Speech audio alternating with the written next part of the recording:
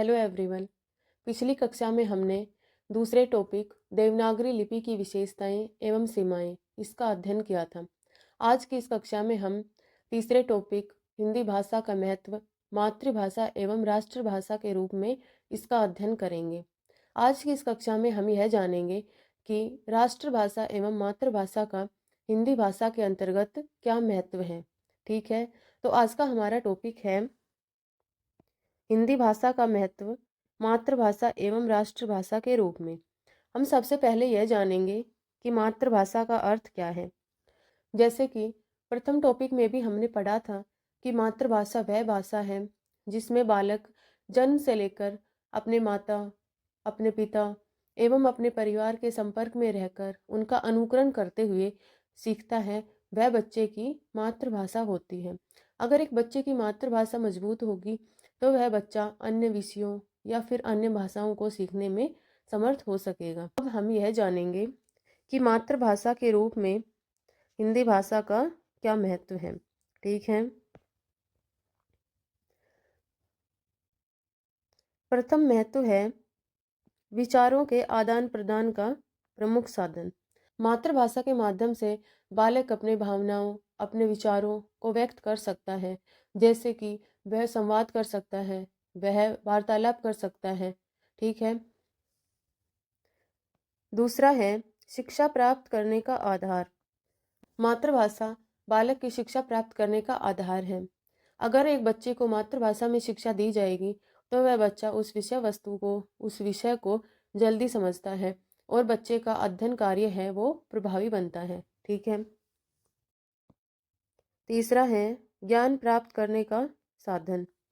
मातृभाषा है यह ज्ञान प्राप्त करने का साधन है, क्योंकि मातृभाषा के माध्यम से बालक के लिए पढ़ना एवं लिखना सरल कार्य बनता है और इसके माध्यम से ही बालक अपने ज्ञान, अपने अनुभव एवं अपनी जानकारी को अच्छे ढंग से ग्रहण कर पाता है। ठीक है, चौथा है बौद्धिक विकास में सहायक। मातृभाषा के माध्यम से बालक की सोचने समझने की क्षमता, बालक की तर्क करने की शक्ति, बालक की विश्लेषणात्मक क्षमता को विकसित करती है। इसलिए मातृभाषा बौद्धिक विकास करने में सहायक है। ठीक है, पांचवा है शारीरिक विकास में सहायक।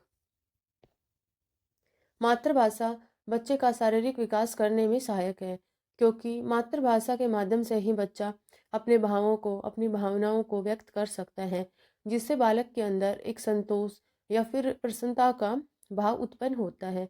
इस प्रकार बच्चे का समग्र विकास होता है। ठीक है,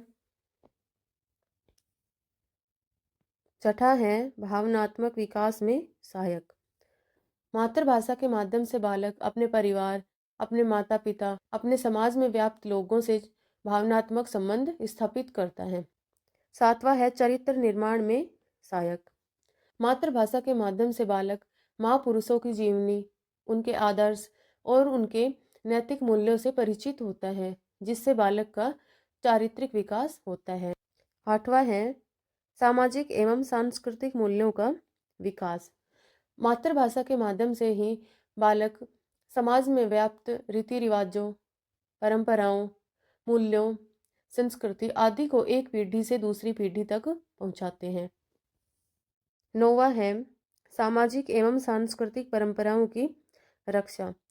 मातृभाषा ही समाज की पहचान, उसकी संस्कृति को सुरक्षित रखने के लिए महत्वपूर्ण योगदान देती है। 10वां है लोकतांत्रिक भावनाओं का विकास। मातृभाषा के माध्यम से बच्चा अपने मूल्यों, अपने कर्तव्यों, अपने अधिकारों को समझता है एवं समाज में अपनी भागीदारी सुनिश्चित करता है। 11वां है व्यवहारिक जीवन में उपयोगिता। मातृभाषा का उपयोग दैनिक जीवन के कार्यों में भी आता है, जैसे कि संचार, व्यापार आदि कार्यों के अंतर्गत मातृभाषा का प्रयोग किया जाता है। ठीक है,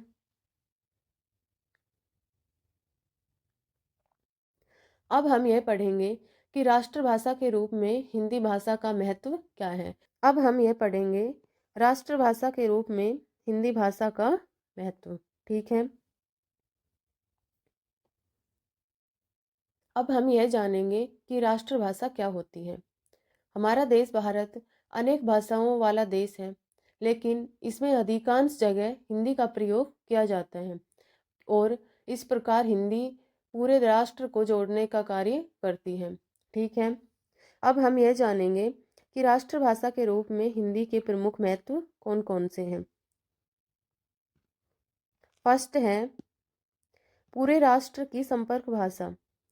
हिंदी विभिन्न क्षेत्रों में, विभिन्न समुदायों में बोली जाती है, इसलिए यह पूरे राष्ट्र की एक संपर्क भाषा है। ठीक है,